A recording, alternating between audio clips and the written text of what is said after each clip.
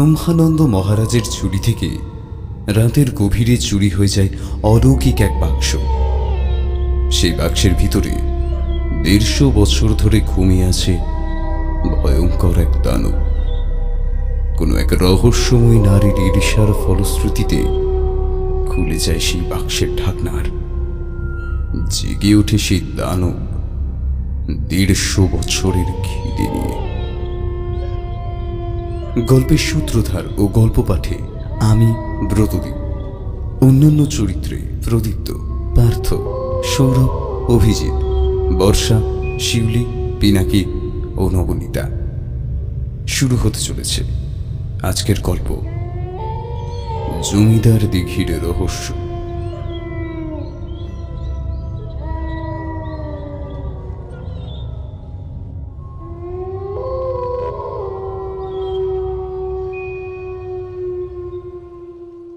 লম্বা ছায়ামূর্তিটা ভাঙাচোরা করিডোরটা ধরে এগিয়ে গেল ধীর পায়ে কোণের ঘরটার দিকে।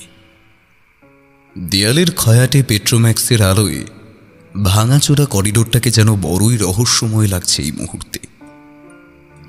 ছায়ামূর্তিটা আলোকিত জায়গাটা অতিক্রম করে দাঁড়ালো একটু। নিস্তব্ধ রাতে কান পেতে শুনতে চাইল কোনো আওয়াজ আছে কিনা। যদিও সে এক প্রকার নিশ্চিত রাতের এই মধ্য লগ্নে সেরকম কারো জেগে থাকার সম্ভাবনা প্রায় নেই, তাই তো সেই ঝুঁকিটা নিয়েছে। এই মুহূর্তে কোণের ওই ঘরটায় এই বাড়ির গুরুদেব শ্রী ব্রহ্মানন্দ মহারাজ শয়ন নিয়েছেন। ছায়ামূর্তিটা জানে ব্রহ্মানন্দ মহারাজের ঝুলিতে রাখা ওই অদ্ভুত বাক্সটাতে কোনো দুর্লভ বস্তু লুকিয়ে আছে। একবার সেটা করায়ত্ত করতে পারলে হয়তো ঘুরে যাবে জীবনের চাকা, তাই এই ঝুঁকিটা তাকে নিতেই হবে। ধীর পায়ে এগিয়ে গেল কোণের ঘরটার দিকে। সে দরজার সামনে থামল আরেকবার। কোথাও একটা রাতচরা পাখি ডেকে উঠল। সেই ডাকে লম্বা ছায়ামূর্তিটা চমকে উঠল একটু। তারপর নিজেকে গুছিয়ে নিয়ে যেই দরজাটার দিকে হাত বাড়াতে গেল, ঠিক তখনই আওয়াজটা ভেসে এলো করিডোরের দিক থেকে। কেউ ধীর পায়ে এগিয়ে আসছে। লম্বা ছায়ামূর্তিটা চকিতে একটা ভাঙাচোরা থামের আড়ালে নিজেকে লুকিয়ে নিল। তারপর ঘন অন্ধকারে মিশে তীক্ষ্ণ দৃষ্টি ফেলল ভাঙাচোরা করিডোরটায়। দেখল আরও একটা ছায়ামূর্তি পা টিপে টিপে এগিয়ে আসছে। দ্বিতীয় ছায়ামূর্তিটা এক মুহূর্ত দরজার সামনে এসে থামল। প্রথম ছায়ামূর্তিটা নিজেকে যতটা সম্ভব অন্ধকারে ডুবিয়ে আড়াল থেকে চিনতে চেষ্টা করল দ্বিতীয় ছায়ামূর্তিটিকে, কিন্তু কালো পোশাকে সম্পূর্ণরূপে আবৃত শরীরটাকে কোনোভাবেই চিনতে পারল না। যদিও এই কদিনের চেনা পরিচয়ে এ বাড়ির কাউকেই এই অন্ধকারে চেনা তার পক্ষে সম্ভব নয়, কিন্তু একটা জিনিস ভেবে অবাক হচ্ছে সে, ব্রহ্মানন্দ মহারাজের ঝুলির জিনিসটাতে নজর আছে আরও অনেকেরই। প্রথম ছায়ামূর্তিটা থামের আড়ালে দাঁড়িয়ে ভাবতে লাগলো সে কি করবে। একটু কি অপেক্ষা করবে? আবারও কোথাও রাতচরা পাখিটা নিস্তব্ধ খান খান করে ডেকে উঠল। লম্বা ছায়ামূর্তিটা আড়াল থেকে বের হয়ে করিডোরের দিকে পা বাড়ালো। ঠিক তখনই কোণের ঘরের ভেতর থেকে দ্বিতীয় ছায়ামূর্তিটা বের হয়ে এলো। প্রথম ছায়ামূর্তিটা আবারও দ্রুত নিজেকে লুকিয়ে নিল থামের আড়ালে। দ্বিতীয় ছায়ামূর্তি পোশাকের আড়ালে ভারী কিছু একটা লুকিয়ে ধীর পায়ে এগিয়ে গেল করিডোর টপকে, উঠোন টপকে বাইরের দরজার দিকে। প্রথম ছায়ামূর্তি জানে কোনো দুর্লভ জিনিস নিয়ে সে পালাচ্ছে, কিন্তু এই জিনিস সে হাতছাড়া করতে পারবে না। তাই ধীর পায়ে অনুসরণ করল দ্বিতীয় ছায়ামূর্তিটিকে। দেখল দ্বিতীয় ছায়ামূর্তিটা আলো ছায়া ঢাকা উঠোন পেরিয়ে বাইরের দরজা খুলে বেরিয়ে গেল। প্রথম ছায়ামূর্তিটা পা টিপে টিপে অনুসরণ করল তাকে। অন্ধকার ভেদ করে এগিয়ে গেল দ্বিতীয় ছায়ামূর্তিটিকে লক্ষ্য করে। একটু পরেই দ্বিতীয় ছায়ামূর্তিটা থামল সুবিশাল জলাশয়টার সামনে। বেশ কিছুটা দূর থেকে প্রথম ছায়ামূর্তিটা অন্ধকার চিরে দেখতে চেষ্টা করল কি করতে চলেছে এই দ্বিতীয় ছায়ামূর্তি?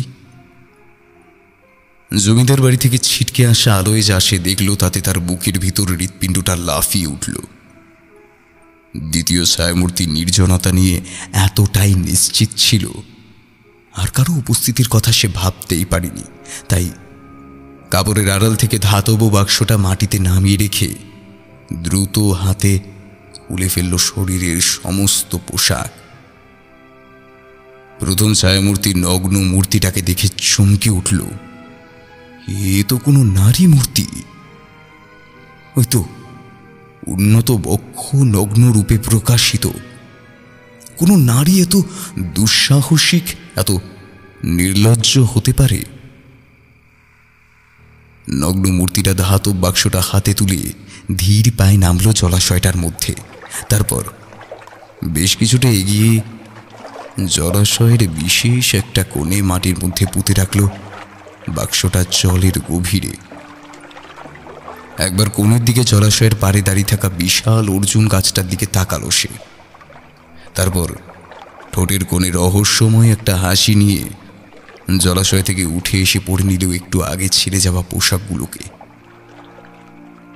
নিজের শরীরটা সম্পূর্ণরূপে কালো কাপড়ে ঢেকে দ্রুত ফিরে গেল জমিদার বাড়ির দিকে। প্রথম ছায়ামূর্তি শুধু স্থির চোখে দেখে গেল কেমন করে এক রহস্যময় মহিলা তার গ্রাস অবলীলায় ছিনিয়ে নিয়ে তাকে বেকুব বানিয়ে অন্ধকারে মিলে গেল।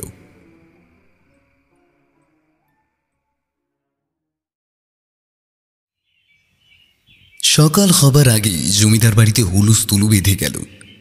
বজ্রগম্ভীর কণ্ঠ শোনা গেল জমিদার প্রতাপ নারায়ণের। কার এত বড় স্পর্ধা আমার অতিথির অপমান করে? প্রতাপ নারায়ণের বাড়িতে চুরি করার সাহস দেখায়? প্রতাপ নারায়ণের চিৎকারে একে একে উঠে পড়েছে সবাই। জমিদারি এখন তলানিতে। প্রাসাদোপম এই বাড়ির পলেস্তরা খসে পড়তে শুরু করে দিয়েছে। মেঝের ইট উকি দিচ্ছে এখানে সেখানে। দরজায় চৌকিদারি বন্দোবস্ত বিলীন হয়ে গেছে বেশ কয়েক বছর আগেই। কিন্তু প্রতাপ নারায়ণের হুঙ্কার স্থিমিত হয়নি তাতে একটুও। এর একটা কারণ জমিদারি রক্ত, আর একটা কারণ এই গ্রামে এখনো অনেকেই তাকে গণ্যমান্য করে। রাস্তায় বের হলে প্রণাম ঠোকে। তাই হয়তো প্রয়োজনে অপ্রয়োজনে হুঙ্কারটা একটু বেশি ছাড়েন তিনি। একটু পরেই ভাঙাচোরা করিডোরে হাজির হলো বাড়ির সকলে। তাদের দিকে তাকিয়ে প্রতাপ নারায়ণ একই রকম গম্ভীর স্বরে বললেন, তোমরা প্রত্যেকেই আমার ঘরে এসো। আমাদের সামনে মহা সংকট উপস্থিত হয়েছে। উপস্থিত সকলেই বেশ কিছুটা বিস্ফারিত চোখে তাকালো একে অপরের দিকে। তারপর নীরবে অনুসরণ করল প্রতাপ নারায়ণকে। প্রতাপ নারায়ণ ঘরে ঢুকে দেখলেন ব্রহ্মানন্দ মহারাজ থমথমে মুখে বসে আছেন। সকলে উপস্থিত হলেও তার মধ্যে কোনো ভাবান্তর দেখা গেল না। তিনি একই রকম থমথমে মুখ কঠিন করে বসে রইলেন। প্রতাপ নারায়ণ ঈষৎ মৃদু স্বরে বললেন, গুরুদেব, বাড়ির সকলেই উপস্থিত। আপনার যা বলার বলুন। ব্রহ্মানন্দ মহারাজ মুখ তুলে তাকালেন। তারপর কঠিন দৃষ্টি ফেলে উপস্থিত মানুষজনের মধ্যে থেকে বছর 26-এর এক যুবককে কঠিন স্বরে বললেন, বাক্সটা কোথায় লুকিয়ে রেখেছো চন্দন? উপস্থিত সকলেই চমকে তাকালো চন্দনের দিকে। চন্দন এ বাড়ির আশ্রিত। মাসখানেক হলো এ বাড়িতে সে এসেছে জমিদার প্রতাপ নারায়ণের দুঃসম্পর্কের আত্মীয় হিসাবে। চন্দন গুরুদেবের এহেন প্রশ্নে বেশ কিছুটা চমকে তাকালো। তারপর ধীর স্বরে বললেন,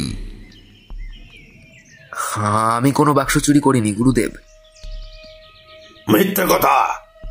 এই অদ্ভুত বাক্সটা আর তার ভেতরের অলৌকিক জিনিসটার কথা তুমি ছাড়া এ বাড়ির তো কেউ জানতো না। একই রকম বজ্র গম্ভীর কণ্ঠে বললেন ব্রহ্মানন্দ মহারাজ। চন্দন ঈষৎ মাথা নেড়ে বলল, হ্যাঁ, সে সত্য কথা, কিন্তু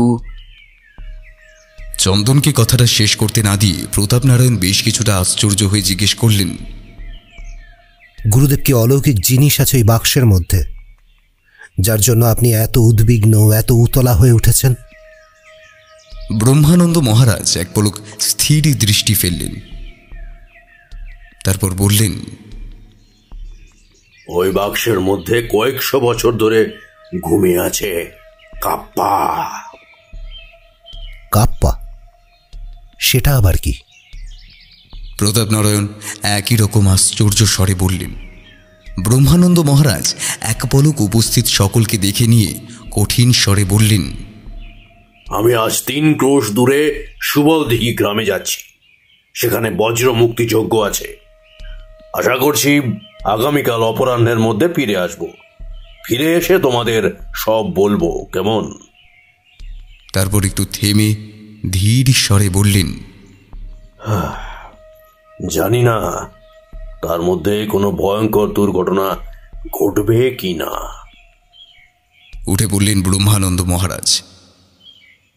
বের হতে গিয়েও থেমে গিয়ে চন্দনের দিকে তীক্ষ্ণ দৃষ্টি ফেলে বললেন, একবার যদি কাপ্পা বাক্স ঢাকনা খুলে বের হয়, তাহলে যে সে কত ভয়ঙ্কর হতে পারে তা তুমি কল্পনাও করতে পারছো না।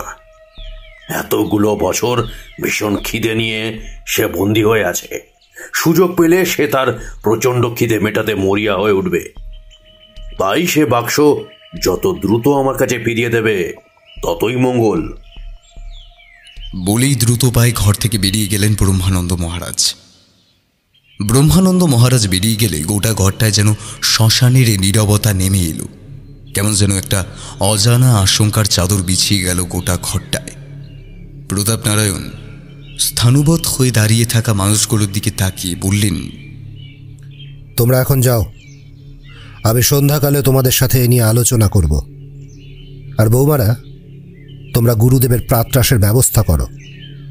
শুধু চন্দন, তুমি একটু দাঁড়িয়ে যাও। শেষ কথাটা বেশ কিছুটা গম্ভীর স্বরেই চন্দনের দিকে তাকিয়ে বললেন প্রতাপনারায়ণ। বাকি সকলে নীরবে ঘর ছেড়ে চলে গেলেও চন্দন কঠিন মুখ করে স্থির হয়ে দাঁড়িয়ে রইল। বুকের ভেতরটা ঢিপ ঢিপ করছে তার। এক অদ্ভুত ফাঁদে সে আটকে গেছে। এবাড়ির কোনো এক রহস্যময়ী রমণী তাকে সেই ফাঁদে আটকে দিয়েছে।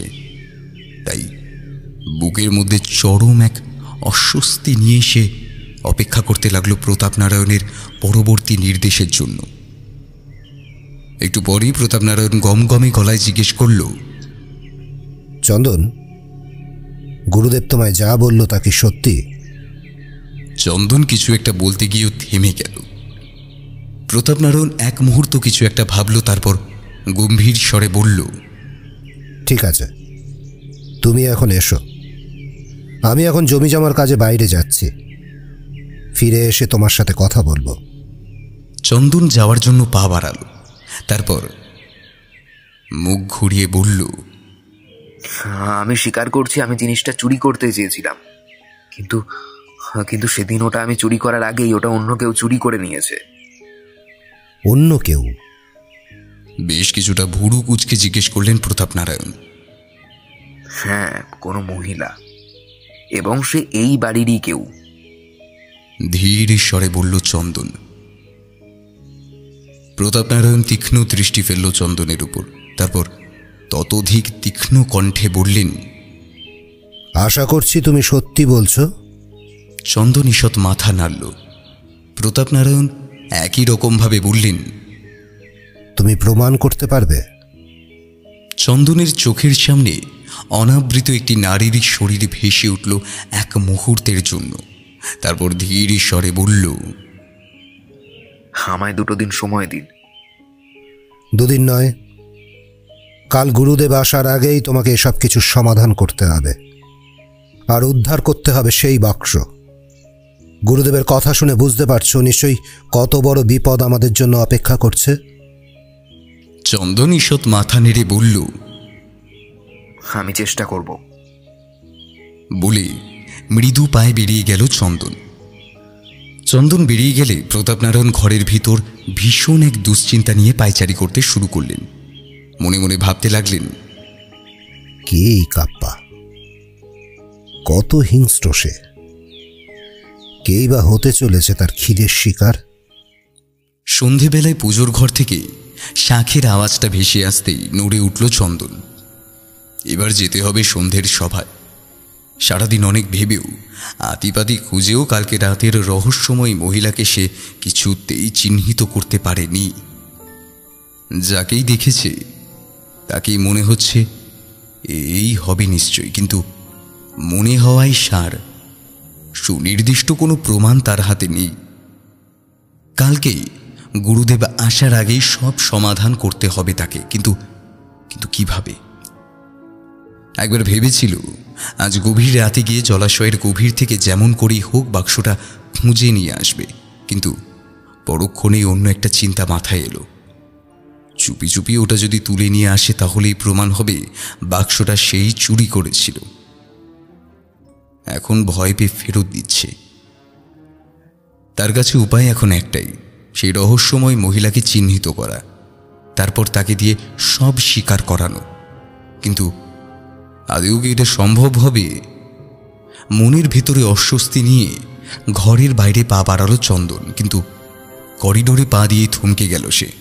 দেখল প্রতাপ নারায়ণের মেয়ে রমা দাঁড়িয়ে। চন্দন কিছুটা এগিয়ে মৃদু হেসে বলল, কি রমা, কিছু বলবে নাকি? চন্দনের কথায় মেয়েটি বেশ কিছুটা তীক্ষ্ণ স্বরে বলল, আমি রমা নই, তনি। তারপর কেমন একটা কষ্ট জড়ানো গলায় বলল, আচ্ছা চন্দনদা, তুমি কি সত্যি ওটা চুরি করেছো? বাড়িতে সবাই বলা বলি করছে। চন্দন কিছু বলার আগেই পেছন থেকে আরো একটা তীক্ষ্ণ স্বর ভেসে এলো। কেন? তোর কি মনে হয় চন্দনদা এটা করতে পারে? চন্দন দেখল কঠিন মুখে বেশ কিছুটা দূরে দাঁড়িয়ে আছে রমা। চন্দন দারুণভাবে বোঝে তাকে নিয়ে এই দুই যমজ বোনের মধ্যে অদ্ভুত এক দড়ি টানাটানি শুরু হয়েছে, কিন্তু সেসব মনের মধ্যে চেপে রেখে জিজ্ঞেস করল, আচ্ছা, তোমাদের মধ্যে কে সাঁতার কাটতে জানো? হঠাৎ এরকম প্রশ্ন দুজনই ভুরু কুচকে তাকালো চন্দনের দিকে। তারপর তনি মৃদু স্বরে জিজ্ঞেস করল, সাঁতার কাটতে কেন? চন্দন এক মুহূর্ত কিছু ভাবল, তারপর আলতো হেসে বলল, না না, এমনি। তোমরা যাও, আমি একটু পরেই যাচ্ছি। মেয়ে দুটি চলে গেলে চন্দনের মনের মধ্যে পাক খেতে লাগলো একটা প্রশ্ন। কালকের রাতের রহস্যময় মহিলাটি কি এদের দুজনেরই কেউ? কিন্তু কে? মনের মধ্যে প্রশ্নটা নিয়েই চন্দন প্রতাপ নারায়ণের ঘরে এলো। দেখল বাড়ির সকলেই সেখানে উপস্থিত। প্রতাপ নারায়ণ একটা ঢাউস চেয়ারে গম্ভীর মুখে বসে আছেন। এক পলক সকলকে দেখিনি দরজার কাছে মাথা নিচু করে দাঁড়ালো চন্দন। প্রতাপ নারায়ণ একটা শ্বাস ছেড়ে বললেন, জানি তোমাদের সকলের মনে চন্দনকে নিয়ে একটু সন্দেহ দেখা দিয়েছে, কিন্তু তার বক্তব্য বাক্সটা চুরি করেছে এই বাড়িরই কোনো মহিলা। কথাটা শুনেই উপস্থিত সকলের মধ্যে একটা গুঞ্জন শুরু হয়ে গেল। প্রতাপ নারায়ণ আবারও গম্ভীর স্বরে বললেন, চুরি যেই করুক তার বিচার পরে হবে। আমাদের সবার আগে সেই বাক্সটি ফিরে পেতে হবে, তারপর সেটা ফিরিয়ে দিতে হবে গুরুদেবের হাতে। কারণ গুরুদেবের বলা কাপ্পা যদি একবার জেগে ওঠে। প্রতাপ নারায়ণের কথা শেষ হবার আগেই বাইরে থেকে এক মহিলা কণ্ঠের তীব্র আর্তনাদ ভেসে এলো। কেউ যেন মরণ যন্ত্রণায় চিৎকার করছে। এক মুহূর্ত সকলেই যেন কেঁপে উঠল সেই আর্তনাদে। আওয়াজটা ভেসে আসছে জলাশয়ের দিক থেকে। চন্দন দ্রুত ঘর ছেড়ে দৌড় দিল সেদিকে। উঠে পড়েছে প্রতাপ নারায়ণও। কাউকে একটা বাতি দেওয়ার নির্দেশ দিয়ে দৌড় দিল জলাশয়টার দিকে। আলো অন্ধকারের মধ্যেও চন্দন আর প্রতাপ নারায়ণ দুজনেই বুঝতে পারল ঘাটের কাছে এক মহিলা মাটিতে পড়ে ছটফট করছে, মুখে যন্ত্রণার আওয়াজ। মাটির এক কলসি ভেঙে পড়ে আছে বেশ কিছুটা দূরে। আলো নিয়ে পিছনের সারির লোকগুলো পৌঁছাতেই চন্দন আলোটা ছিনিয়ে নিয়ে দৌড় দিল ঘাটের কাছে। প্রতাপ নারায়ণও দ্রুত অনুসরণ করল চন্দনকে, কিন্তু কাছে গিয়ে যা দেখল তাতেই তাদের বুক ফাঁকা হয়ে গেল। মহিলার দেহের বেশ কিছুটা জায়গা কেউ যেন হুগলে খেয়ে নিয়েছে। রক্তের স্রোতের মতো গড়িয়ে পড়ছে শরীরের নিম্নাংশ থেকেও। যন্ত্রণায় ছটফট করছে সে। চন্দন দ্রুত আলোটা মাটিতে নামিয়ে রেখে কোলে তুলে নিল মহিলাকে। তারপর রক্তস্নাত দেহটা নিয়ে দৌড়ে গেল জমিদার বাড়িটার লক্ষ্য করে। কিন্তু কয়েকটা মাত্র মুহূর্ত, মহিলাটি চন্দনের কোলেই আরো তীব্র একটা গোঙানি দিল। মুখ দিয়ে বের হয়ে গেল সাদা গ্যাঁজলা। তারপর রক্তস্নাত দেহটা একটা ঝাঁকুনি খেয়ে স্থির হয়ে গেল চন্দনের কোলে। বেশ কিছু সময় পরে স্থান পরিত্যাগ করলেও প্রতাপনারায়ণ স্থির হয়ে দাঁড়িয়ে রইল জলাশয়ের ধারে। আপাতভাবে ঘটনাটা কোনো দুষ্কৃতির কাজ বলে মনে হলেও প্রতাপনারায়ণের মন যেন মানতে চাইছে না। মনের মধ্যে ঘুরপাক খাচ্ছে অনেকগুলো প্রশ্ন। গুরুদেবের আশঙ্কাই কি তাহলে সত্যি হতে চলেছে? বাক্সের ভিতরের ভয়ঙ্কর দানব কাপ্পা কি জেগে উঠল তার ভয়ঙ্কর খিদে নিয়ে? বুকের মধ্যে দুশ্চিন্তার এক ঝড় নিয়ে প্রতাপনারায়ণ অন্ধকারের দিকে এগিয়ে গেলেন। নতুন কিনা সাইকেলটার কেরিয়ারে বউ সুলতাকে চাপিয়ে বেশ ফুরফুরে একটা মেজাজ নিয়ে সাইকেলটা চালিয়ে চলেছে ধীরেন। বহুদিনের ইচ্ছে ছিল তার বউকে সাইকেলে চাপিয়ে সে 3 গ্রাম পরে তার শ্বশুরবাড়ির চাঁদিপুরে যাবে। মনের সেই ইচ্ছা আজ পূর্ণ হতে চলেছে। মনের খুশিটা এতটাই বেশি যে ফাঁকা রাস্তাতেই 12 ঘন্টিটা বাজিয়ে নিল ধীরেন। তারপর গদগদ গলায় সুলতাকে জিজ্ঞেস করল, কিরে, কেমন লাগছে বল? মনে হচ্ছে না ঘোড়ায় চেপে চলেছি? সুলতা এক মুখ হাসি নিয়ে বলল, ভালো লাগবে না কেনে? খুব মজা লাগছে, নিজেকে বেশ বড়লোক মনে হচ্ছে। সুলতার এই কথায় ধীরেনের আনন্দের মাত্রাটা যেন বেড়ে গেল আরো খানিকটা। তাই মনের আনন্দে গেয়ে উঠল একটা গান। সুলতাও যেন আনন্দে দুলে উঠল। ধীরেন গানের তালে আবারও বাজালো সাইকেলের ঘন্টিটা। বিকেলের আলো মিয়ে আসছে একটু। ধীরেন তাই একটু জোরেই প্যাডেলটা করছে সাইকেলের। চাঁদিপুর যেতে এখনো ঘন্টা খানেক লাগবে। তবে মেঠো পথ ধরে গাছের সারির মধ্যে সাইকেলে নিজের বউকে চাপিয়ে নিয়ে যেতে বেশ ভালোই লাগছে ধীরেনের। কিন্তু একটু পরেই সুলতা বলল, একটু দাঁড়াবে গো, কোমরটা টন করছে, একটুখানি কোথাও বসে জিরিয়ে নিতুম। ধীরেন বেশ রাজা রাজা ভাব নিয়ে তার ঘোড়াটাকে চালাচ্ছিল। কিন্তু সুলতার এই কথায় একটু যেন দমে গেল সে। একবার সামনের রাস্তার দিকে তাকালো, তারপর একটু দমে যাওয়া গলায় বলল, সামনেই জমিদারদের দিঘি, চল ওইখানে গিয়ে একটু জিরিয়ে নি। একটু পরেই ধীরেনের সাইকেল থামল দীর্ঘ জলাশয়টার পারে। সুলতা সাইকেল থেকে থুপুস করে নেমে দিঘিটার দিকে তাকিয়ে বলল, বাপরে, কত বড় পুকুরটা! ধীরেন যেন বেশ কিছুটা গর্ববোধ করল। আজ কাজের মতো একটা কাজ করেছে বটে। কটা বেটা এরকম নতুন সাইকেলে বউকে চাপিয়ে শ্বশুর বাড়ি যেতে পারে? হ্যাঁ, তাই বেশ কিছুটা গর্ব করেই তাকালো দিঘির জলটার দিকে। কিন্তু জলটার দিকে তাকিয়ে বুকের ভেতরটা কেমন যেন ঢিপ ঢিপ করে উঠল ধীরেনের। পরন্ত সূর্যের লালচে আলো এসে পড়েছে জলাশয়ের জলে। সেই লালাভো আলোয় জলাশয়টাকে ধীরেনের মনে হলো কোনো রক্তের কুণ্ড। গর্বে ফুলে ওঠা বুকটা হঠাৎ কোনো এক অজানা আশঙ্কায় চুপসে গেল যেন।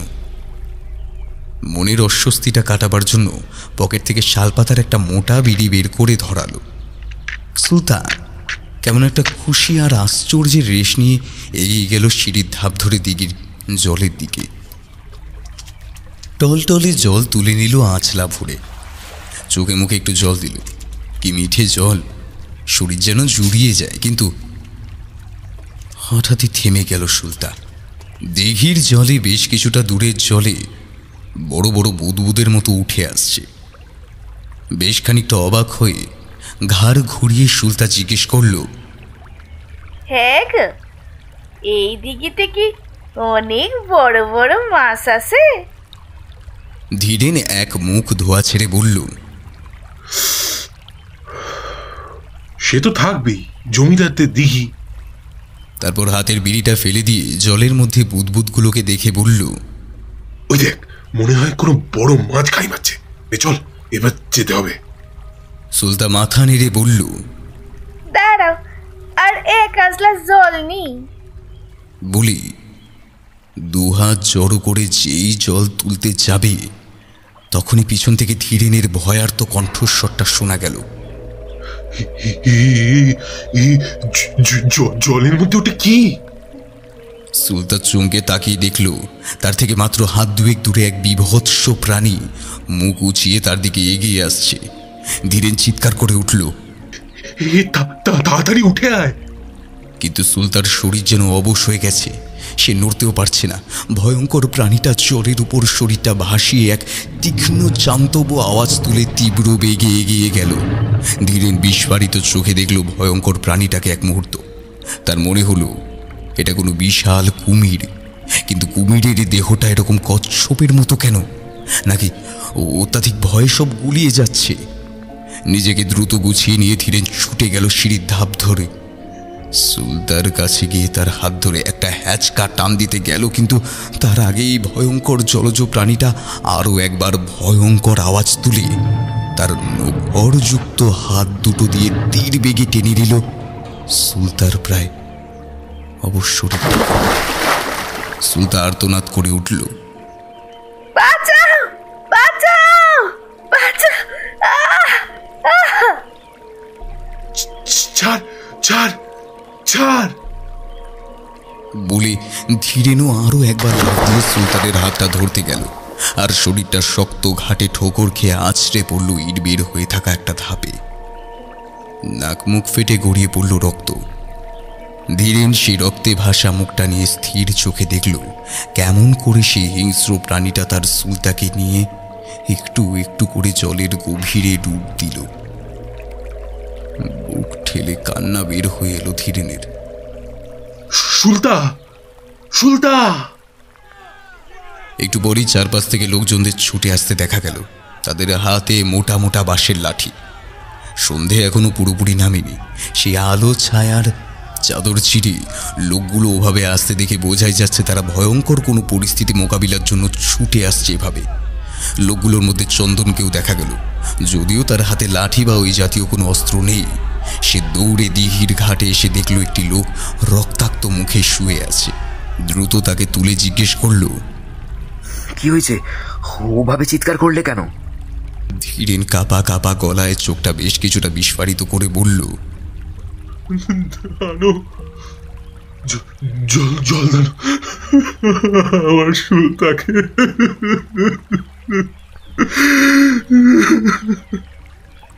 ধীরের কথাটা শেষ করতে পারল না, কান্নায় গলাটা বুঝে গেল। ধীরেনের কথায় চন্দন জলাশয়ের দিকে তাকালো, আর যা দেখলো তাতে ভয়ে বুক শুকিয়ে গেল। বেশ কিছুটা দূরে জলাশয়ের উপর এক মহিলার খুবলে খাওয়া একটা দেহ ভেসে উঠেছে। চারপাশের জল রক্তে লাল। বুকের ভেতরটা আরো একবার প্রচণ্ড দুলে উঠল চন্দনের। কি করবে না করবে যেন বুঝতে পারল না। আর ঠিক তখনই প্রতাপ নারায়ণের গমগমে গলাটা ভেসে এলো, চন্দন, ওকে নিয়ে জমিদার বাড়ির ভিতরে যাও, এক্ষুনি চিকিৎসার ব্যবস্থা করো। চন্দন ঈষৎ মাথা নেড়ে ধীরেনকে নিয়ে এগিয়ে গেল জমিদার বাড়ির দিকে।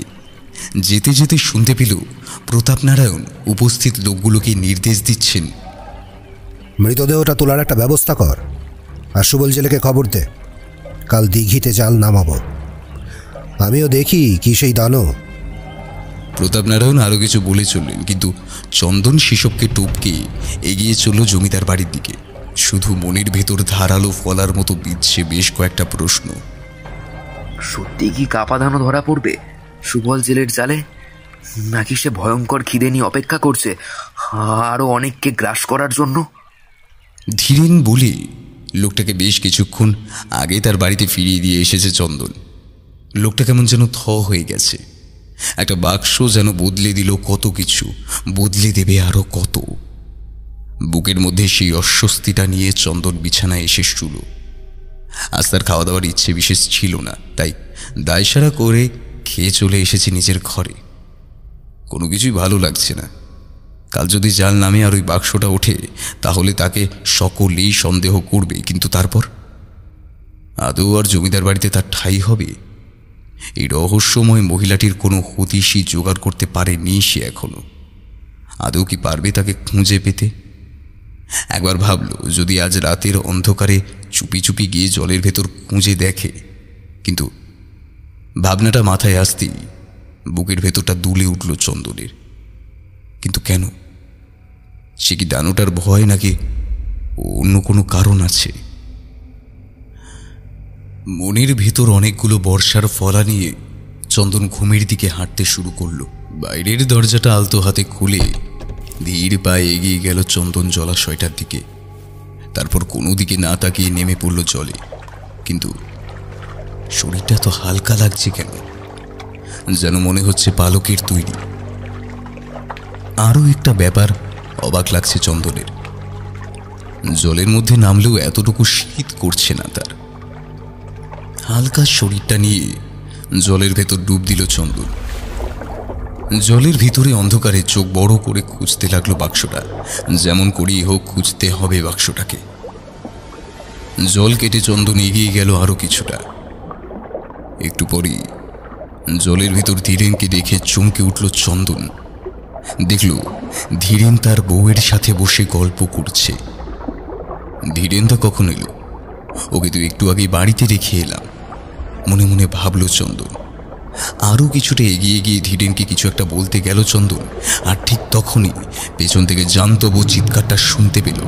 চমকে তাকালো চন্দন, দেখল বিভৎস একটা প্রাণী বিরাট হা মুখ নিয়ে তাকে গিলতে আসছে। দ্রুত পালাতে চাইল চন্দন, কিন্তু পারল না। শরীর যেন অবশ হয়ে গেছে, কোনো শক্তি নেই। বিভৎস প্রাণীটার ধারালো দাঁত তীক্ষ্ণ বেগে ধেয়ে এলো চন্দনের দিকে, আর চন্দন প্রচণ্ড একটা ঝাঁকুনি খেয়ে চোখ খুলে তাকালো। বিছানায় উঠে বসে অস্ফুটে বলল, বাপরে, কি ভয়ঙ্কর স্বপ্ন। ভয়ে গলাটা শুকিয়ে গেছে চন্দনের, তাই মাটির কুজো থেকে একটু জল নিয়ে খেলো। শরীরটা কেমন যেন হাঁসফাঁস করছে।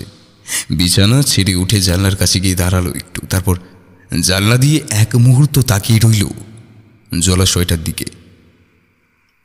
এই সেই জলাশয় যা কোনো এক দানর বাসভূমি এখন। ছোট্ট একটা শ্বাস ছাড়ল চন্দন, মনে মনে বলল, কে জানে কাল কি ঘটতে চলেছে। জানলা থেকে সরিয়ে আসছিল, হঠাৎ দেখল জলাশয়ে আর জমিদার বাড়ির মাঝের যে পরিসরটা, সেই অন্ধকারের ভেতর দিয়ে কি একজন এগিয়ে আসছে না? কে ওটা? এক মুহূর্ত ভাবল চন্দন।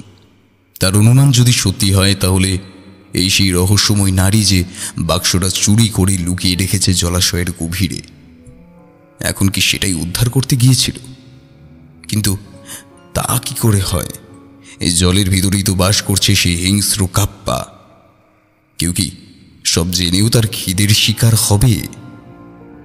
কেমন যেন সব গুড়িয়ে যাচ্ছে চন্দনের। আরও একবার তীক্ষ্ণ দৃষ্টি ফেলল চন্দন, দেখল রহস্যময় ছায়ামূর্তিটা পিছনের দিকের দরজা ঠেলে ভিতরে ঢুকেছে। দ্রুত দরজা খুলে বারান্দায় গিয়ে দাঁড়ালো চন্দন। রহস্যময় ছায়ামূর্তিটা বাড়ির আলোকিত জায়গাটায় এসে পৌঁছতেই চিনতে পারল চন্দন।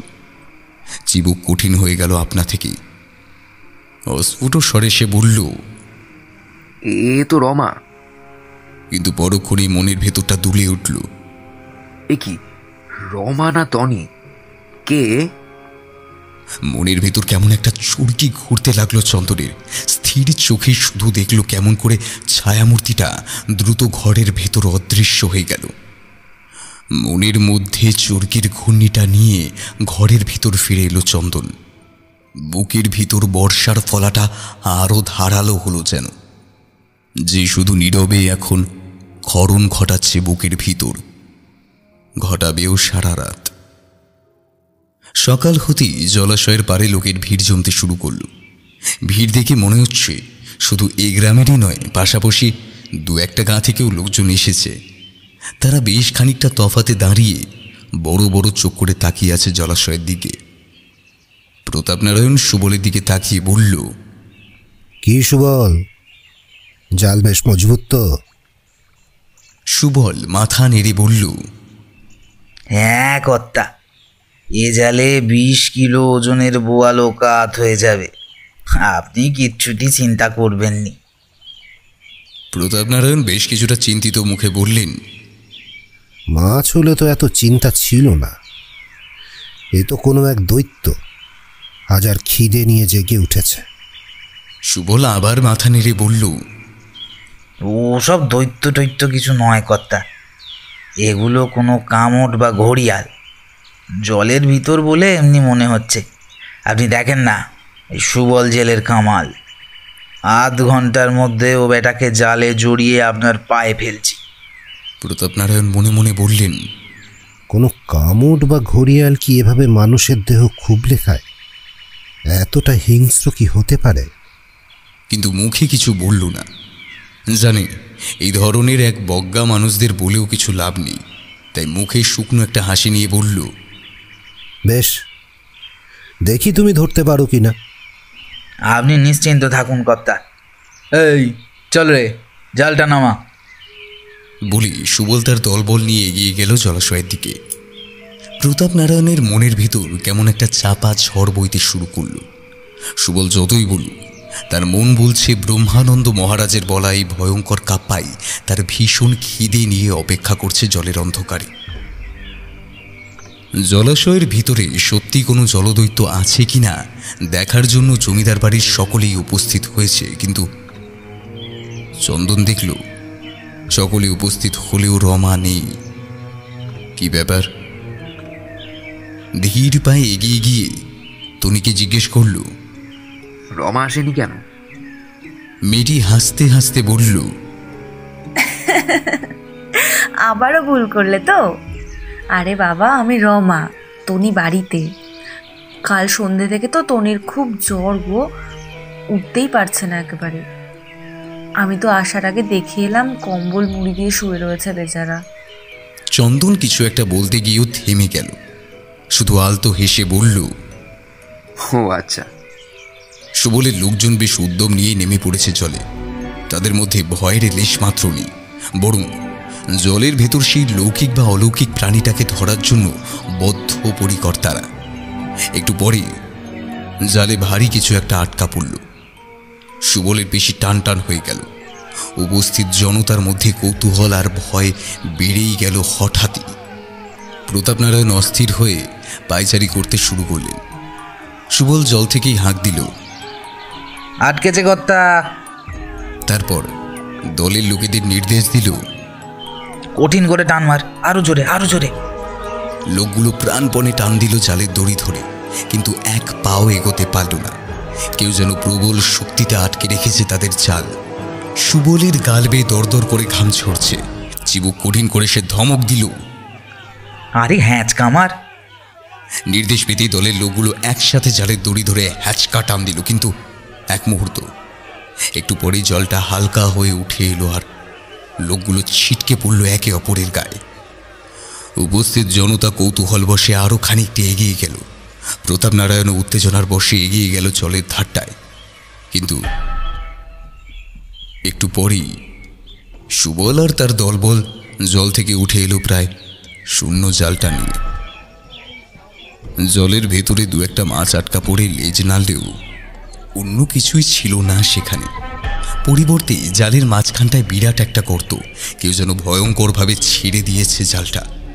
প্রতাপনারায়ণ চিবুক কঠিন হয়ে গেল আবারও।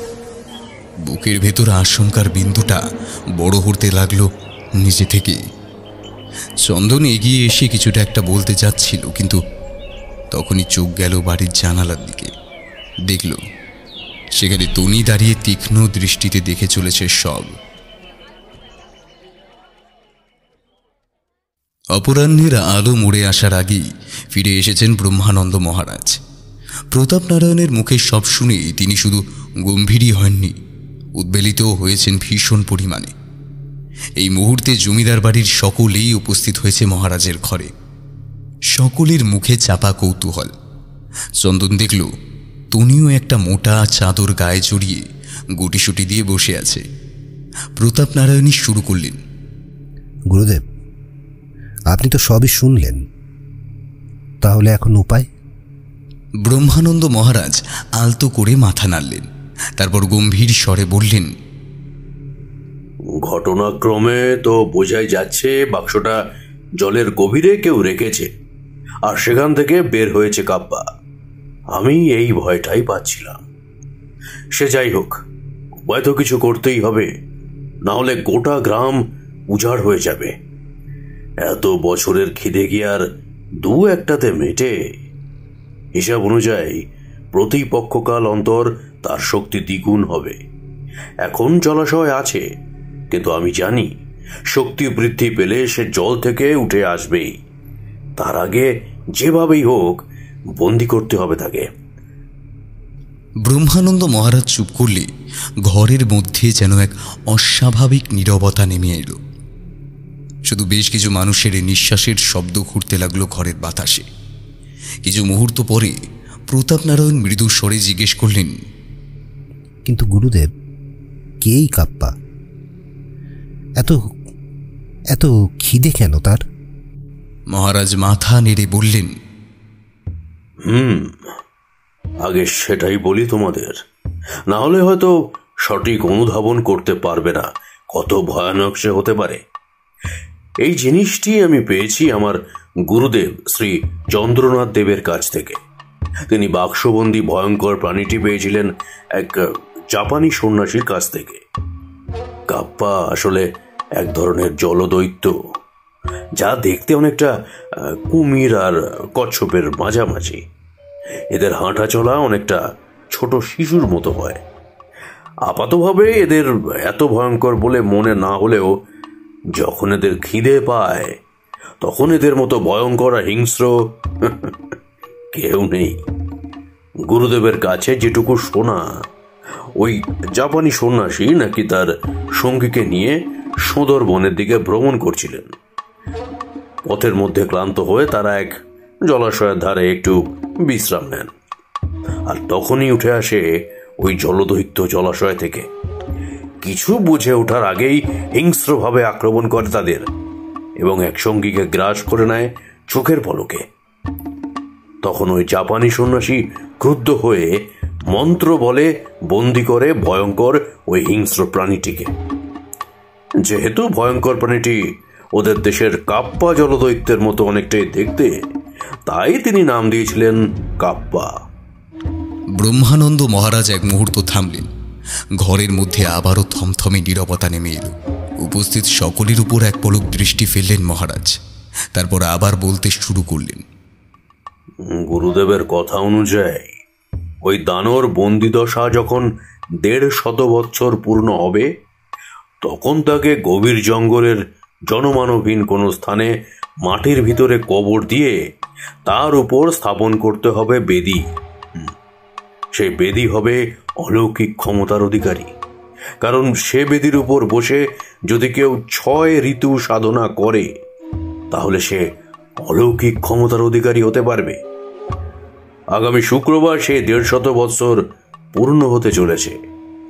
আমি ভেবেছিলাম এই বজ্রমুক্তি যজ্ঞ সমাপন করে শালতরির জঙ্গলের দিকে গিয়ে এই ক্রিয়া সম্পন্ন করব, কিন্তু তার আগেই তো।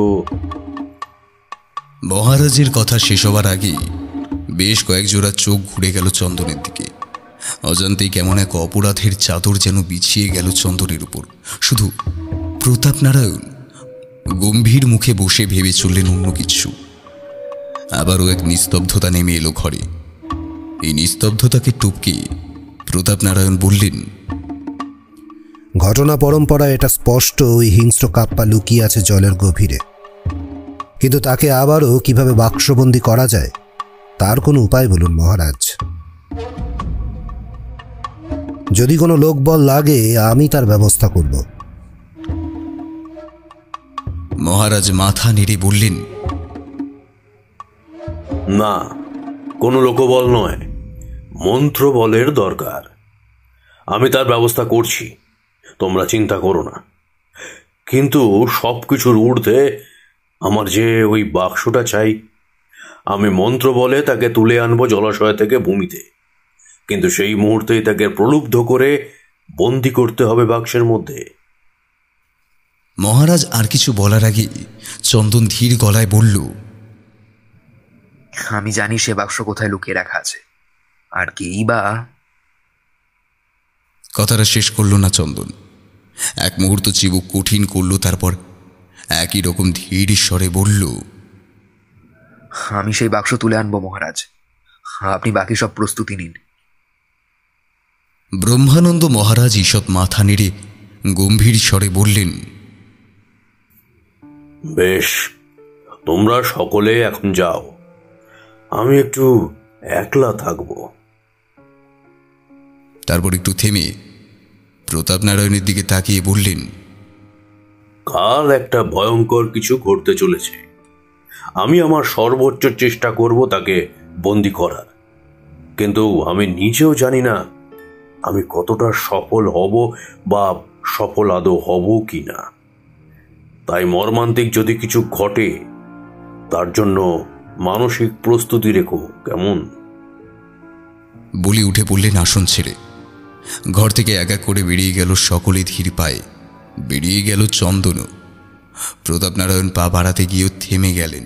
তারপর মৃদু স্বরে জিজ্ঞেস করলেন, গুরুদেব, আপনার কি মনে হয় চন্দনে কাজ করতে পারে? প্রতাপ নারায়ণের কথা শুনে মহারাজ মুখ ঘুরিয়ে তাকালেন।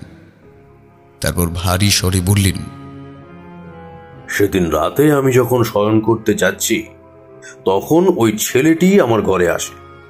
কথা বলে বুঝলাম ছেলেটি প্রাচীন সমস্ত কিছুর ব্যাপারে খুবই আগ্রহী। কথায় কথায় আমি এই বাক্সটা আর আমার ভবিষ্যৎ পরিকল্পনা সম্বন্ধে তাকে বলি। তাই আমার ধারণা। কিন্তু যে ছেলে মৃতপ্রায় মানুষকে বাঁচানোর জন্য উন্মাদের মতো চেষ্টা করে, সে কি এত জঘন্য কাজ করতে পারে? ধীর স্বরে জিজ্ঞেস করলেন প্রতাপ নারায়ণ। মানুষ বড়ই বিচিত্র হে প্রতাপ নারায়ণ, বড়ই বিচিত্র। তাকে বোঝা এত সোজা নয়। যাই হোক, দেখি কাল কি হয়। ধরে নাও কাল চন্দনেরও পরীক্ষা। প্রতাপ নারায়ণ মৃদু একটা শ্বাস ছাড়লেন। তারপর ধীর পায়ে বেরিয়ে গেলেন ঘর থেকে। শুধু ব্রহ্মানন্দ মহারাজ নির্জন ঘরে স্থির হয়ে দাঁড়িয়ে কঠিনভাবে ভাবতে লাগলেন কেমন করে কোন মন্ত্র বলে বন্দি করা যায় ওই হিংস্র খাদকটাকে। কেমন একটা হাঁসফাঁস করা শরীর নিয়ে বাইরে বেরিয়ে এলো চন্দন। বিছানাটাও যেন অসহ্য লাগছে তার। মনের ভেতর চরম এক অস্বস্তি সারা শরীরে জ্বালা ধরাচ্ছে। কালোই কাপ্পা দানু ধরা পড়বে কিনা তা তার জানা নেই, কিন্তু তাকে ঘিরে যে সন্দেহ দানা বেঁধেছে তাকে নির্মূল করতেই হবে যেমন করেই হোক। মনের ভেতরে অস্বস্তিটা নিয়ে বারান্দায় পায়চারি করতে শুরু করলো একটু। আর ঠিক তখনই চোখ পড়ল মেঝেতে পড়ে থাকা কালো গুঁড়োটার উপর। ঝুঁকে তুলে নিল একটু। ভালো করে দেখতেই মনের ভেতর একটা প্রশ্ন কাটা ফোটালো। কেউ কি? প্রশ্নটার উত্তর খোঁজার জন্য ধীর পায়ে এগিয়ে গেল তনির ঘরের দিকে। কান পেতে শুনতে চেষ্টা করলো কিছু একটা। না, কোনো শব্দ নেই, নিস্তব্ধ ঘর। চলেই আসছিল, কিন্তু হঠাৎ কি মনে হতেই উল্টো দিকের কোণের ঘরটার দিকে এগিয়ে গেল। মাসখানেক হলো রমা এই ঘরটায় আশ্রয় নিয়েছে। পূর্বের ঘরটায় বেশ কিছু অসুবিধা হচ্ছিল, তাই সাময়িক এই কোণের ঘরটায় থাকতে শুরু করেছে সে। ঘরটার দরজার সামনে এসে দাঁড়ালো চন্দন। চোখ আটকে গেছে মেঝেতে। সেখানেও পড়ে আছে বেশ কিছু কালো গুঁড়ো। কান পেতে শুনতে চাইল ভেতরের ক্ষীণ শব্দগুলো, আর শব্দগুলো ধরতে পেরেই চমকে উঠল চন্দন। অস্ফুটে বলে উঠল, এ তো বশীকরণ মন্ত্র। বুকের ভেতরটা দুলে উঠল চন্দনের। নিজেকে সংযত করে আবারও কান পাতল দরজায়। ভিতরে তখন ক্ষীণ মন্ত্রের স্বর। ওম দণ্ডায় মহাদণ্ডায় স্বাহা। ওম দণ্ডায় মহাদণ্ডায় স্বাহা। ওম দণ্ডায় মহাদণ্ডায় স্বাহা। এখন সবকিছু বুঝতে পারছে চন্দন। সেটাতে রহস্যময়ী নারী আসলে এই লাজুক স্বভাবের রমা। সে যখন রাতে মহারাজের কাছে বাক্সটার অলৌকিক ক্ষমতার কথা শুনছিল, তখন নিশ্চয়ই রমা রাতে আড়ি পেতেছিল। আর ভাবতে পারল না চন্দন। তনির প্রতি তার চোরা সন্দেহ ছিল, কিন্তু রমাকে সে কোনোভাবেই সন্দেহ করতে পারেনি। কথাটা মনে আসতেই ভেতরে একটা জ্বালা অনুভব করলো চন্দন। এক মুহূর্ত ভাবল চলে যাবে কি, কিন্তু পর মুহূর্তে নিজেকে স্থির করল। চারিদিকে এক পলক দৃষ্টি ফেলল চন্দন। কান পেতে রাতের নিস্তব্ধতাকে মাপতে চাইল। তারপর যতটা সম্ভব আলতো হাতে টোকা দিল দরজায়। চাপা স্বরে ডাকল, রমা, রমা। এক মুহূর্ত নিস্তব্ধতা। আরও একবার কান পেতে বুঝতে চাইল এত বড় বাড়িতে অন্য কারো জেগে ওঠার শব্দ পায় কিনা। নিশ্চিত হতেই টোকা দিল আবার। একটু পরে প্রায় নিঃশব্দে খুলে গেল দরজা, আর চন্দনকে দেখে কেমন একটা থতমতো খেয়ে গেল রমা। চমকে গেছে চন্দন। এ কাকে দেখছে? কোথায় সেই শান্ত লাজুক রমা? হ্যাঁ, তার পরিবর্তে কেমন এক অপরিচিত রহস্যময় নারী মূর্তি যেন তার সামনে দাঁড়িয়ে। রমার খোলা চুল বুকের উপর ছড়ানো, কপালে কালো টিপ, চিবুক কঠিন, দৃষ্টি তীক্ষ্ণ। চন্দনকে এক হ্যাচকায় ঘরের ভেতর টেনে দরজাটা বন্ধ করে দিল রমা। তারপর দরজায় পিঠ দিয়ে চোখ বুজে দাঁড়ালো। চন্দন রমার দিকে কঠিন দৃষ্টি দিয়ে বলল, কি করছো এসব রমা? রমা চোখ বুজে স্থির হয়ে দাঁড়িয়ে রইল একটুক্ষণ। তারপর ধীর স্বরে বলল, এছাড়া আমার আর কোনো উপায় ছিল না চন্দনদা। উপায় ছিল না মানে? চন্দন ভুরু কুঁচকে জিজ্ঞেস করল। রমা গভীর এক দৃষ্টি নিয়ে তাকালো চন্দনের দিকে। তারপর মৃদু স্বরে বলল, আমি তোমাকে ভালোবাসি চন্দনদা। আমি তোমায় ছাড়া থাকতে পারবো না, কিন্তু আমি জানি তুমি আমাকে নয়, তনিকে ভালোবাসো। তাই আমি বাক্সটা পেতে চেয়েছিলাম, যাতে তোমায় আমি বশ করতে পারি। চন্দন এক মুহূর্ত হা করে দেখল রমাকে। তারপর ভারী স্বরে বলল, কোনো এক ভুল ধারণার বশবর্তী হয়ে এতগুলো মানুষকে বিপদের দিকে ঠেলে দিলে তুমি। আমায় ক্ষমা করো চন্দনদা, আমি ভালোবাসায় অন্ধ হয়ে গেছিলাম। চন্দন হাত তুলে থামিয়ে দিল রমাকে। থাক রমা, আমি আর এসব শুনতে চাই না। আমি কালই গুরুদেবের নির্দেশ অনুযায়ী জলে নামবো বাক্সটা তুলে আনতে, কারণ আমি জানি সেটা জলাশয়ের কোথায় আছে। আর সেদিন রাতে ওই গভীর অন্ধকারে। কথাটা যেন আটকে গেল চন্দনের গলায়। চিবুক কঠিন করে এক মুহূর্ত দাঁড়িয়ে রইল। তারপর দরজা থেকে রমাকে সরিয়ে দিয়ে ঝড়ের বেগে বেরিয়ে গেল। রমা দাঁড়িয়ে স্থির হয়ে রইল সেখানেই। মনে মনে ধিক্কার দিল, ছি, কেন কাল রাতে আমি জলাশয়ের ধার থেকে ফিরে এলাম? কেন ভয় পেয়ে গেলাম আমি? কেন? হঠাৎই চোখ থেকে জল ছিটকে বের হয়ে এলো রমার। দু চোখ ভরা জল নিয়ে এগিয়ে গেল জানালার দিকে। খোলা জানালা দিয়ে অপলকে তাকিয়ে রইল জলাশয়টার দিকে। মনে মনে বলল, অনেক কিছু স্বীকার করতে হবে আমায়, অনেক কিছু স্বীকার করতে হবে, অনেক কিছু। সকাল হতেই জলাশয়ের চারপাশে স্রোতের মতো লোক জড়ো হতে শুরু করেছে। 4-5টা গ্রাম থেকে কৌতূহলী লোকজন ভিড় জমাচ্ছে কি হয় দেখার জন্য। আগের দিনের মতোই তাদের চোখে ভয় আর কৌতূহল। প্রতাপনারায়ণ স্থির হয়ে কঠিন মুখে বসে আছেন। ব্রহ্মানন্দ মহারাজ কালো গুঁড়ো দিয়ে মাটির মধ্যে ত্রিভুজের মতো অনেকগুলো চক্র এঁকেছেন। একটা চামড়ার আসনে বসে সামনে একটা জরাজীর্ণ পুঁথি খুলে প্রস্তুতি নিচ্ছেন আগামী ক্রিয়ার। চন্দন স্থির হয়ে দাঁড়িয়ে আছে একটু দূরে। উপস্থিত জনতার মধ্যে জমিদার বাড়ির সকলেই হাজির। তারাও উৎকণ্ঠা নিয়ে অপেক্ষা করছে কি ঘটতে চলেছে তার জন্য। একটু পরেই মহারাজ ব্রহ্মানন্দ ইশারা করলেন চন্দনকে কাছে যাবার জন্য। চন্দন পা বাড়াতে গিয়েও থেমে গেল। দেখল বেশ কিছুটা দূরে ধীরেন বলে লোকটা দাঁড়িয়ে। চোখে কেমন একটা তীক্ষ্ণতা। চন্দনের বুকের ভেতর একটা কষ্ট আর রাগ পাক খেয়ে উঠল। ধীর পায়ে এগিয়ে গেল চন্দন। গুরুদেব একটা পাত্রে ভেষজ কিছু একটা নিয়ে মাখিয়ে দিলেন চন্দনকে। তারপর কঠিন স্বরে বললেন, নিজেকে প্রস্তুত করো, আমি আসনে বসবো। মন্ত্রোচ্চারণ শুরু হলেই তুমি জলে নামবে, কেমন? তারপর নির্দিষ্ট সময় বাক্সটা তুলে এনে রাখবে এই চক্রের মধ্যে। হ্যাঁ, এই চক্রের মধ্যে।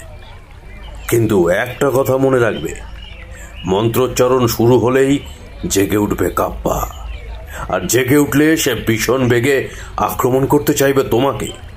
তাই যত দ্রুত সম্ভব তোমাকে বাক্সটা স্থাপন করতে হবে ওই চক্রের মধ্যে, বুঝলে?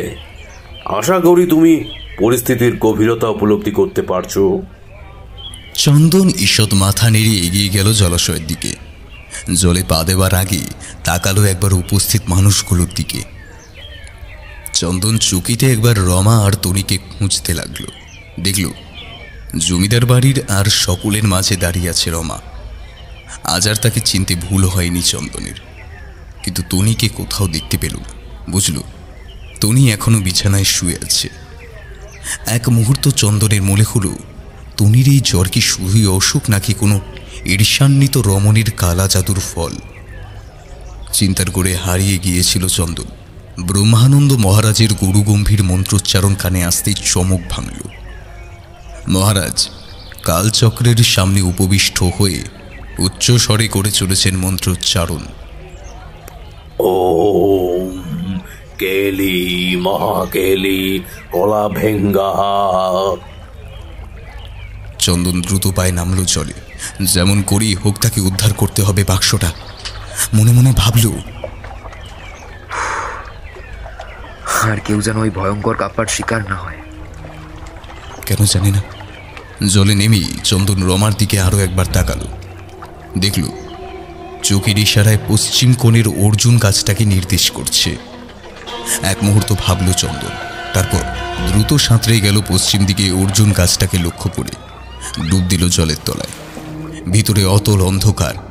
সে অন্ধকারে জলাশয়ের তলদেশী উন্মাদের মতো হাতড়াতে লাগলো চন্দন। দম বন্ধ হয়ে আসছে তার। বুকের ভিতরটায় ভীষণ চাপ। একবার শরীরটা হালকা করে ভেসে উঠল জলের উপর। চারপাশের কৌতূহলী জনগণের গুঞ্জন বেশ কিছুটা জোরালো হয়ে গেল চন্দনকে দেখে। চন্দন এক মুহূর্ত জোরে শ্বাস নিল। গুরুদেবের মন্ত্রোচ্চারণ একই রকমভাবে চলছে। আবার ডুব দিল চন্দন। আবারও পাগলের মতো হাতড়াতে লাগলো তলদেশের মাটি, কিন্তু কোনো বাক্সরই কোনো হদিশ পেল না সে। সব আশা শেষ হয়ে গেল। মহারাজের মন্ত্রোচ্চারণে জেগে উঠবে কাপ্পা তার ভয়ঙ্কর খিদে নিয়ে, কিন্তু তাকে বন্দি করার কোনো উপায় নেই। বুকের ভেতর তীক্ষ্ণ এক ভয়ে বর্ষার ফলার মতো গেঁথে বসতে চাইছে। নিজেকে সংযত করে আরো একবার পাগলের মতো হাতড়াতে লাগলো। আর তখনই তার হাত লোহার ধাতব অনুভূতিটা পেল।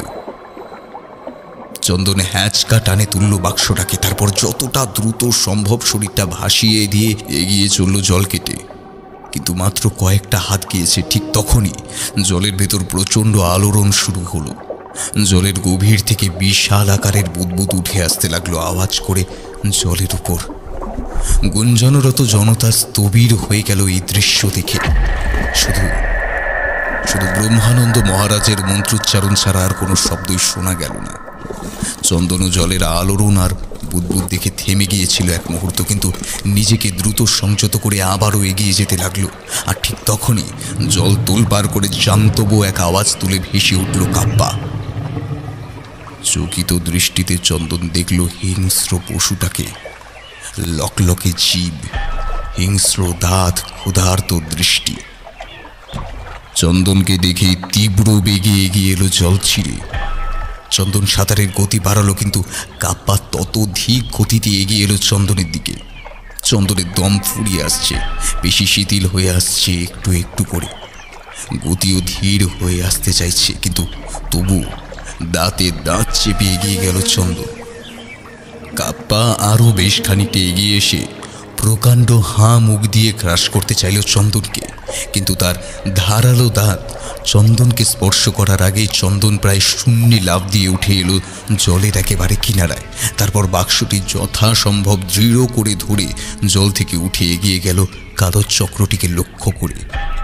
উৎকণ্ঠিত মানুষজন শুধু দম বন্ধ করে দেখল কেমন করে একজন পরিশ্রান্ত, দম ফুরিয়ে যাওয়া মানুষ টলতে টলতে এগিয়ে চলেছে বাক্সটা নিয়ে, আর তাকে প্রচণ্ড বেগে তাড়া করে আসছে ভয়ঙ্কর এক দৈত্য। ব্রহ্মানন্দ মহারাজের মন্ত্রোচ্চারণ এখন আরো আরো উচ্চ, আরো তীক্ষ্ণ। কাপ্পা জল ছেড়ে উঠে এসেছে। মুখের আওয়াজ তার এখন আরো ভয়ঙ্কর, দৃষ্টি আরো হিংস্র। চন্দন শরীরের সমস্ত শক্তিকে এক বিন্দুতে জড়ো করে বাক্সটা হাতে নিয়ে এগিয়ে যেতে লাগলো, কিন্তু শরীরের সব শক্তি যেন শেষ হয়ে গেছে তার। চোখের সামনে সবকিছু ধোয়া ধোয়া হয়ে আসছে। কালো চক্রটাও দুলছে ভীষণভাবে তার চোখের সামনে। আর পারল না চন্দন। একটু পরেই শরীরটা শূন্যে ভেসে উঠে আছড়ে পড়ল মাটিতে। বাক্সটা ছিটকে পড়ল দূরে। কাপ্পা হিংস্র গতিতে এগিয়ে এসে গিলে খেতে গেল চন্দনকে। আর ঠিক তখনই কেউ কিছু বোঝার আগেই ধীরেন সাইকেলটা শূন্যে তুলে দ্রুত বেগে ছুটে এসে সচরে নিক্ষেপ করলো কাপ্পার দিকে। নাক দিয়ে সশব্দে শ্বাস ছেড়ে তীক্ষ্ণ কণ্ঠে বলে উঠল, শয়তান, তুই তুই আমার সুরটা খেয়েছিস। তোকে আমি। ধীরেনের কথা শেষ হওয়ার আগেই কাপ্পা দ্রুত মুখ ঘুরিয়ে তেড়ে এলো ধীরেনের দিকে। তারপর ধারালো দাঁত দিয়ে চিড়ে দিল ধীরেনের শরীরটা। ধীরেনের শরীরটা আবার দুই কেঁপে স্থির হয়ে গেল। রক্ত গড়িয়ে চলল স্রোতের মতো। উপস্থিত জনতা এই দৃশ্য দেখে ভয়ে পিছিয়ে গেল বেশ খানিকটা। কয়েকজন দৌড়ে স্থান পরিত্যাগ করল। প্রতাপ নারায়ণও উঠে পড়েছে, কিন্তু বুঝতে পারছে না এই মুহূর্তে তার করণীয় কি। শুধু ব্রহ্মানন্দ মহারাজ একভাবে চোখ বুজে করে চলেছেন মন্ত্রোচ্চারণ। এদিকে চন্দন কাপ্পা মুখ ঘুরিয়ে নিতেই নিজের শরীরটা ঝাঁকুনি দিয়ে তুলল। তারপর দ্রুত পড়ে থাকা বাক্সটা তুলে নিয়ে দৌড়ে গেল আবারও কালো চক্রের স্থাপন করার জন্য। কাপ্পা চন্দনকে লক্ষ্য করে একই রকম হিংস্র গতিতে ছুটে এলো। চন্দন নিজের শরীরটা শূন্যে আরও একবার তুলে ঝাঁপিয়ে পড়ল কালো চক্রটার উপর, আর বাক্সটাকে স্থাপন করল চক্রটার মাঝে। চরম অবসন্নতায় চোখ বুজে আসতে চাইল চন্দনে, কিন্তু সেই অবস্থাতেও দেখল হিংস্র কাপ্পা শেষ জান্তব আওয়াজটা ছেড়ে চোখের পলকে ধোয়ার একটা কুণ্ডলি হয়ে প্রবেশ করল ওরা বাক্সটায়। আর সাথে সাথেই চন্দন সব শক্তি উজাড় করে যত সম্ভব দ্রুত হাতে বন্ধ করল বাক্সের ঢাকনাটা। ব্রহ্মানন্দ মহারাজের মন্ত্রোচ্চারণও বন্ধ হল। চোখ খুলে তাকালেন তিনি। মুখে এক অদ্ভুত প্রশান্তি। বাক্সটাও একবার মৃদু কম্পন তুলে স্থির হয়ে গেল। ব্রহ্মানন্দ মহারাজ আসন ছেড়ে উঠে এসে দৃঢ় পাঞ্জায় ধরলেন বাক্সটা। তারপর কঠিন ভঙ্গিতে সবকিছু টপকে এগিয়ে গেলেন জমিদার বাড়ির দিকে। সব কিছু মিটে গেছে নির্বিঘ্নেই। ব্রহ্মানন্দ মহারাজ দুপুরের অন্ন গ্রহণ করে রওনা দিয়েছেন শালতরির জঙ্গলের দিকে। হয়তো তিনি তার অভীষ্টের জন্য চেষ্টা করবেন আগামী 6 ঋতু। প্রতাপ নারায়ণ জমি জমার কাজের বাইরে গেছেন একটু। তনির শরীরটাও আজ থেকে বেশ ভালো। রমাও অনেক কিছুই স্বীকার করেছে তার বাবার কাছে, কিন্তু সবকিছু ঠিক হয়ে গেলেও চন্দনের যেন কোনো কিছুই আর আগের মতো লাগছে না। তাই ভারী একটা মন নিয়ে এসে বসল জলাশয়টার ঘাটে। বিকেলের আলো মোড়ে আসছে। সেই স্থিমিত আলোয় চন্দন দেখল জলাশয়টাকে। কয়েক মুহূর্ত আগেও এর গভীরে লুকিয়েছিল একটা ভয়ঙ্কর দানব, যে তার খিদের শিকার করেছে কয়েকটা নিরীহ মানুষকে। বুকের ভেতরটা কেমন যেন করে উঠল চন্দনের। তাই শূন্য দৃষ্টি নিয়ে তাকিয়ে রইল জলটার দিকে। একটু পরেই পিছনের রাস্তায় সাইকেলের ঘন্টির আওয়াজে চমকে উঠল। দেখল ধীরেন্দা হেলে দুলে সাইকেল চালিয়ে চলেছে। পিছনে বসে তার বউ। ধীরেন্দার মুখে কেমন একটা রাজা রাজা ভাব। ঘাট থেকে উঠে দ্রুত ছুটে গেল চন্দন। ডাক দিল, ধীরেন্দা, ধীরেন্দা। সাইকেলটা একটু এগিয়ে গিয়ে ব্রেক কষল। চন্দন দৌড়ে গেল হাসি হাসি মুখ করে। ও ধীরেন্দা, কোথায় চললে গো এমন রাজা সেজে? শ্বশুর বাড়ি বুঝি? কিন্তু চন্দন দেখল ধীরেন্দা হা করে তাকিয়ে আছে তার দিকে। চন্দন কপট ক্ষুণ্ণতা দেখিয়ে বলল, কি আমায় চিনতে পারছো না? আমি সেই। চন্দনকে কথাটা শেষ করতে না দিয়ে সাইকেল আরোহী বলল, বাবু আমি তো ধীরেন নই, আমি সুবল। বউকে নিয়ে শ্বশুর বাড়ি থেকে ফিরছি। চন্দন আরও এক পলক স্থির দৃষ্টিতে দেখল তাদের, তারপর ধীর পায়ে ফিরে এলো দিঘির ঘাটে। বুকের ভিতর কোনো এক অর্ধ পরিচিত মানুষের জন্য হু হু করে কান্না বের হয়ে আসতে চাইল। মনে মনে বলল, কোনো এক ভয়ঙ্কর দৈত্যের শত সহস্র বছরের খিদেও পারবে না এই হঠাৎ রাজাকে গ্রাস করতে। সে যে নিজের খুশিতে রাজা, কোনো দৈত্য তার নাগাল পাবে কি করে?